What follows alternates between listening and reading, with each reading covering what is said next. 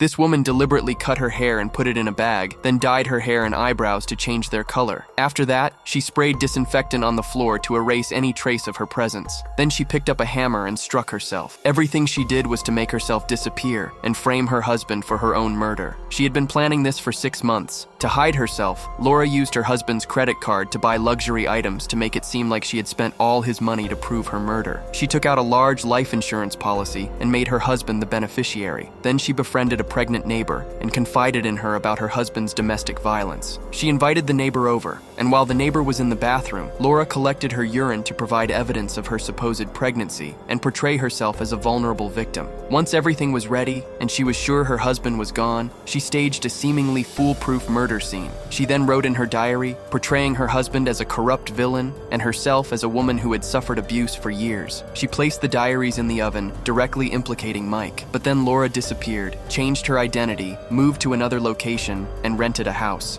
She waited for her husband to be arrested for her murder. When Mike appeared before the media, he had a strange, self-satisfied smile on his face. He was seen taking pictures with a beautiful woman, showing no concern whatsoever despite his wife's disappearance. His bizarre behavior made headlines, and the media declared him guilty. Laura was still missing, and his apparent lack of concern for her image only deepened the suspicion. He held a prayer service for his wife when suddenly the same female neighbor burst in, screaming and accusing him of abusing his pregnant wife. This revelation completely changed the situation. The interrogation turned into a chaotic scene as he tried to escape by hiding in a police car, and Mike claimed he didn't even know the neighbor. However, the police showed him pictures of Laura with the neighbor, and the forensic evidence found in the kitchen all pointed against him. Mike insisted that someone must have staged the whole scene, but the police officers had already accessed his credit card statements. Seeing the extensive record of luxury purchases completely overwhelmed him, and the biggest revelation was that Mike was the beneficiary of Laura's life insurance policy. Moreover, all the evidence pointed towards Mike, suggesting he had orchestrated the murder of his pregnant wife.